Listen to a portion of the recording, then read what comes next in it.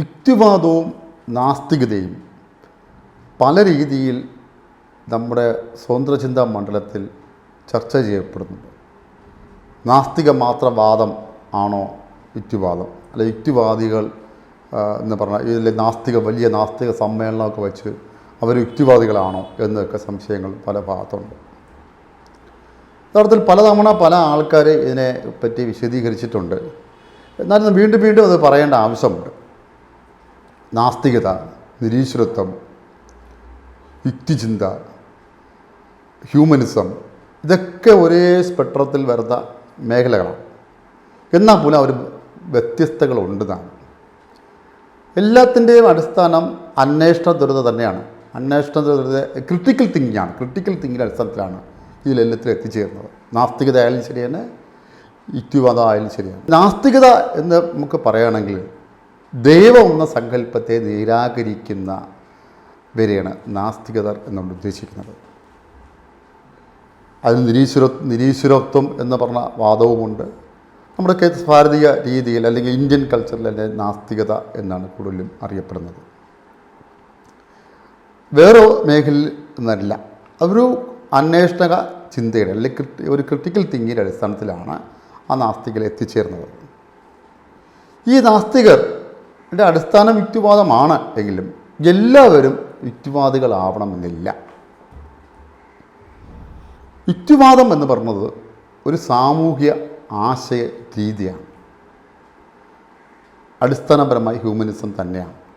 യുക്തിചിന്ത നേരത്തെ പറഞ്ഞതുപോലെ ശാസ്ത്രത്തിൽ ഊന്നിയ ശാസ്ത്രത്തിൻ്റെ രീതി അനുസരിച്ച്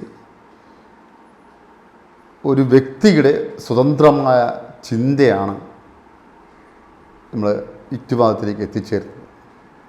അതിന് ശാസ്ത്രത്തിൻ്റെ ടൂളാണ് കൂടുതൽ ഉപയോഗിക്കുന്നത്. അന്ന് സാമൂഹികമായ രീതികളുണ്ടെന്നാണ്. എല്ലാ യുക്തിവാദികളും നാസ്തികരായിരിക്കും. പക്ഷേ എല്ലാ നാസ്തികരും യുക്തിവാദികളാവണമെന്നില്ല. അതാണ് പ്രധാനമായൊരു സാധനം. ഫോർ എക്സാമ്പിൾ, കമ്മ്യൂണിസ്റ്റുകാരെല്ലാം നാസ്തികരാണ്. അവർക്ക് ഒരിക്കലും യുക്തിവാദിയാവാൻ കഴിയില്ല. കമ്മ്യൂണിസം ഒരു മതം പോലെയുള്ള ഒരു പ്രത്യയശാസ്ത്രമാണ്. അതിന് വിലക്കുകളുണ്ട്.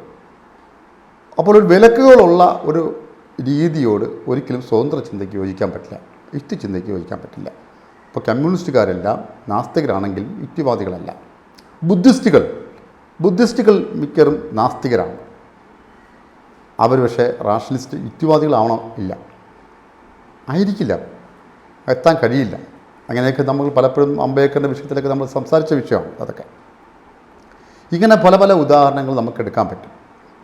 യുക്തിവാദം എന്ന് പറയുന്നത് നമ്മൾ നേരത്തെ പറഞ്ഞില്ലേ, ഹ്യൂമനിസത്തെ അടിസ്ഥാനപ്പെടുത്തിയാണ്, അത് പ്രകൃതിയെ അടിസ്ഥാനപ്പെടുത്തിയാണ്. മനുഷ്യൻ്റെ പുരോഗതിക്ക് വേണ്ടിയുള്ള വരും കാലങ്ങളിലുള്ള മനുഷ്യർക്കും മറ്റ് ജീവജാലങ്ങൾക്കും സന്തോഷപരമായി ജീവിക്കാനുള്ള ഇടം കണ്ടെത്താൻ വേണ്ടിയുള്ള പ്രവർത്തനമാണ്. അപ്പോൾ നമ്മുടെ സമൂഹം എടുത്ത് നോക്കും. നമ്മുടെ സമൂഹം ഒരു ജാതി സമൂഹമാണ്. ജാതി എന്ന വ്യവസ്ഥ കൊണ്ട് ദുരിതമനുഭവിക്കുന്ന ജനവിഭാഗം ഇവിടെ ഉണ്ട്. ഒരു യുക്തിവാദി അവിടെ നിൽക്കേണ്ടത് ആ ജനവിഭാഗത്തിൻ്റെ കൂടെയാണ്. അപ്പോൾ നമ്മൾ തോന്നും റിസർവേഷൻ എന്ന് പറഞ്ഞാൽ ജാതി റിസർവേഷൻ നമ്മളെങ്ങനെ കാണും? അപ്പം ഈ റിസർവേഷൻ എന്ന് പറയുന്നത് പ്രാതിനിധ്യമാണ്. അപ്പം ഒരു ഈ വ്യവസ്ഥ ജാതി കുടിച്ച് കിടക്കുന്ന ഒരു സമൂഹത്തിൽ ഈ ജാതി കൊണ്ട് ദുരിതം അനുഭവിക്കുന്ന ജനവിഭാഗത്തിന് കൊടുക്കുന്ന പ്രാതിനിധ്യത്തിന് കൊടുക്കുന്ന ഒരു അവകാശം, അവരുടെ അവകാശമാണ് റിസർവേഷൻ എന്ന രീതിയിൽ നമ്മൾ എത്തിച്ചേരും. ചിലപ്പോൾ ഒരു നാസ്തികൻ അവിടെ എത്തിച്ചേരണമെന്നില്ല. നാസ്തികൻ്റെ കാഴ്ചപ്പാടിൽ ആ സാമൂഹിക കാഴ്ചപ്പാട് ഉണ്ടാവണമെന്നില്ല. ഇങ്ങനെയാണ് ഈ യുക്തിവാദി ഈ മേഖലയിൽ ഹ്യൂമനിസത്തിൽ പ്രവർത്തനത്തിലേക്ക് ഏർപ്പെടുന്നത്. ഇനി സാമൂഹ്യപരമായ മാത്രമല്ല, സാമ്പത്തികപരമായി പിന്നോക്കം നിൽക്കുന്ന ജനവിഭാഗങ്ങളുണ്ട് എന്നുള്ളത് പല കാരണങ്ങൾ കൊണ്ട്.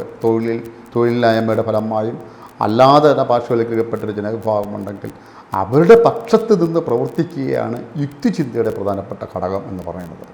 അതൊരു സാമൂഹ്യ പ്രവർത്തനമാണ്, ഒരു സാമൂഹ്യ ആശയ പ്രവർത്തനമാണ് യുക്തിവാദത്തിലേക്ക് എത്തിച്ചേരുക എന്ന് പറയുന്നതാണ്. അപ്പം സാധാരണ രീതിയിൽ നമ്മുടെ ഇപ്പോഴത്തെ ഈ സ്വതന്ത്ര ചിന്താ മണ്ഡലത്തിൽ തന്നെ, അതല്ലെങ്കിൽ സോഷ്യൽ മീഡിയയൊക്കെ സജീവമായപ്പോൾ തന്നെ യുക്തിവാദം എന്ന് പറയുന്നത് ദൈവനിഷേധം മാത്രമാണ് എന്നൊരു വാദം വരികയും നാസ്തികം മാത്രം പറയുന്ന ആൾക്കാർ പറയുന്ന അവരെ കേന്ദ്രീകരിച്ചു കൊണ്ട് യുക്തിവാദികളെ ഇവിടുത്തെ പല പ്രമുഖ സാമൂഹിക കക്ഷികളും ആക്ഷേപിക്കാറുണ്ട്. നിങ്ങൾ സംഘപരിവാറിന് വേലപണി ചെയ്യുന്നതല്ലേ, നിങ്ങൾ നാസ്തിക മോർച്ചക്കാരല്ലേ എന്നൊക്കെ പറഞ്ഞ് ഈ പ്രധാനപ്പെട്ട യുക്തിവാദികളെ വരെ കളിയാക്കുന്ന രീതിയിലേക്ക് വന്നിട്ടുണ്ട്. നിങ്ങൾ ഓർക്കേണ്ടത് ഇതാരാണ് പറയുന്നതെന്ന് മനസ്സിലാക്കണം. നാസ്തിക മാത്രവാദം പറയുന്ന ആൾക്കാർ ഉണ്ടെങ്കിൽ പോലും അത് വ്യക്തമായി പേരെടുത്ത് തന്നെ പറയണം. അല്ല മറുവാദമുണ്ട്. മറുവാദം പറയുന്നത് ഈ നാസ്തികത മാത്രം പറയുന്ന ആൾക്കാർ പറയുന്നത് യുക്തിവാദികളെല്ലാം കമ്മികളാണെന്നാണ്. അങ്ങനെയല്ല, അങ്ങനെ വരാൻ പറ്റില്ല. ഒരു കമ്മ്യൂണിസ്റ്റുകാരന് ഒരിക്കലും യുക്തിവാദിയാവാൻ സാധ്യമല്ല. ഒരു സംഘപരിവാർ പശ്ചാത്തലമുള്ള ഒരു ആശയത്തിൽ ഇപ്പം നമ്മൾ സംഘപരിവാറിൻ്റെ ഏറ്റവും പ്രധാനപ്പെട്ട ആൾ, അതായത് സവർക്കർ ഒരു നാസ്തികനായിരുന്നു എന്ന് ഓർക്കണം. പക്ഷെ ഹിന്ദുത്വം എന്ന പ്രത്യയശാസ്ത്രം വിട്ട് കളിയില്ല. ഇപ്പം കമ്മ്യൂണിസ്റ്റുകാർ നാസ്തികരാണ്, പക്ഷേ മാർക്സിസം എന്ന പ്രത്യയശാസ്ത്രം വിട്ട് അവർക്ക് കളിയില്ല. ഇതേ രീതിയാണ് പലയിടത്തും നമ്മൾ കണ്ടുവരുന്നത്. അപ്പോൾ അവർ പ്രത്യയശാസ്ത്രത്തിൽ കുടുങ്ങിക്കിടക്കുകയാണ് എന്ന യാഥാർത്ഥ്യമാണ്. പ്രത്യയശാസ്ത്രങ്ങൾ മുന്നോട്ട് വയ്ക്കുന്ന മറു കക്ഷികളെല്ലാം ശത്രുക്കളാണ്. ഇപ്പോൾ മുഹമ്മദ് അലി ജിന്ന ഒരു പക്ക നാസ്തികനായിരുന്നു. അയാൾ മുന്നോട്ട് വെച്ച ആശയങ്ങൾ നാസ്തികത ആധുനികതയായിരുന്നു, തർക്കമില്ല. അപ്പം മുഹമ്മദ് അലി ജിന്ന അദ്ദേഹത്തിൻ്റെ അധികാരത്തിന് വേണ്ടി മതത്തെ ഉപയോഗപ്പെടുത്തി. ഈ പൊളിറ്റിക്കൽ ഇസ്ലാം എന്ന് പറഞ്ഞ സാധനത്തെ പുള്ളി ഉപയോഗപ്പെടുത്തിയാണ് മുന്നോട്ട് പോയത്. സവർക്കർ ഹിന്ദുത്വത്തെ മുന്നോട്ട് നമുക്ക് രണ്ട് ഭാഗങ്ങൾ കാണാൻ പറ്റും. ഈ രണ്ട് ഭാഗം അപ്പോഴാണ് ഒരു സാധാരണ ഒരു ഹിന്ദുമത വിശ്വാസിയായ ഗാന്ധിയുടെ പങ്ക് നമുക്ക് മനസ്സിലാക്കാൻ പറ്റുന്നത് ചരിത്രത്തിൽ.